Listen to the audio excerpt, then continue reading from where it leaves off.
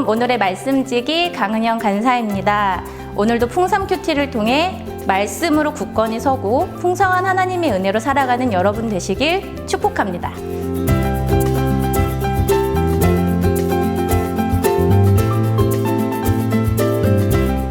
예수님의 부활 승천 이후에 제자들로 인해 복음을 듣고 하나님께로 돌아오는 사람들이 참 많아졌습니다. 하지만 대조적으로 복음을 방해하는 사람들도 많아졌습니다. 거짓 선지자들은요, 교묘히 사람들을 속였습니다. 물 없는 샘이나 바람 불면 없어질 안개와 같이 허탄한 말들로 말입니다. 그럼에도 그런 말을 듣고 넘어가는 사람들이 많이 있었습니다. 사도 베드로는 경각심을 느끼며 베드로 후서를 통해 성도들에게 강력하게 호소하고 있습니다. 오늘 본문은 이미 복음을 경험한 사람들도 비켜갈 수 없는 적이 바로 음란이라고 말하고 있습니다. 2000년 전에는 시대적 상황과 문화가 음란이 죄가 아닌 자유라고 생각했습니다. 왜냐하면 음란의 기준이 성경과 다르기 때문이었습니다. 겉모습은 누구나 같지만 속마음은 완전히 다릅니다. 그들의 모습은 물 없는 샘과 같습니다.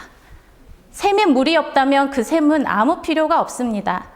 광풍에 밀려드는 안개와도 같습니다. 그들에게는 오직 캄캄한 어둠만이 존재합니다.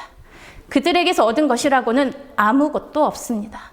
그들은 허탄한 자랑의 말을 토합니다. 그리고 그릇되게 행하는 사람들에게 피한 자들을 음란으로 유혹합니다.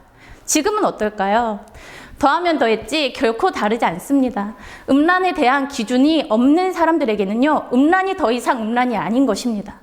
그 기준은 어디에서 찾을 수 있을까요? 바로 하나님의 말씀입니다. 음란에 대해서 우리가 한 가지 더 생각해야 할 것이 있습니다. 육체적인 종교뿐만 아니라 마땅히 사랑해야 할 존재를 사랑하지 않고 다른 것에 마음을 빼앗기는 것도 음란이라는 사실입니다.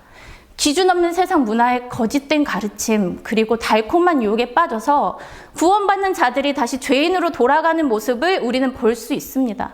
그렇다면 그들은 과연 구원을 잃어버린 것일까요?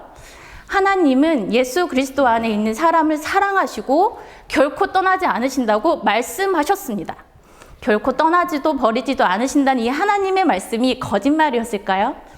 여기서 우리는 중요한 한 가지를 기억해야 합니다. 바로 예수 그리스도이십니다. 어떤 죄인도 예수님의 십자가 사건을 무마할 수 없습니다. 복음을 인정하느냐, 인정하지 않느냐에 따라 하나님 안에 있는지, 그렇지 않은지가 결정됩니다. 그리고 예수님 안에 있는 자들에게서 하나님의 사랑은 결코 끊을 수 없습니다. 거짓 가르침과 이단, 그리고 세상 음란에 빠져 넘어졌을지라도 예수 그리스도를 인정하고 받아들이는 일은 그 사람의 선택이고 몫입니다. 여러분은 지금 어떠한 상황이십니까? 경건의 노력으로 세상의 유혹과 거짓 가르침을 이기고 있습니까? 혹은 이런저런 핑계로 하나님의 사랑에서 멀어져 있고 너무 멀리 왔다고 생각하고 있지는 않습니까? 스스로 이길 수 있는 음란도 없고 예수님을 이길 수 있는 음란도 없습니다. 하나님을 따라 산다고 하면서 주님의 백성이라고 하면서 잘못된 가치관으로 거짓된 모습을 하고 있다면 어떻게 될까요? 만일 토한 것을 다시 먹는다면 어떻게 될까요? 그 더러운 것을 다시 삼킬 수 있을까요? 그런데 걔는 그 토한 것을 다시 먹는다고 합니다. 더러운 것을 구별하지 못하기 때문입니다. 우리 주 예수 그리스도를 믿고 세상의 더러움을 피했다가 다시 그 길로 가고 악에 얽매이는 자는 토한 것을 다시 먹는 자와 같습니다.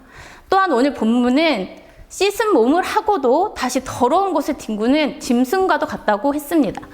회개하고 다시 악을 뒤집어 쓰는 모습입니다.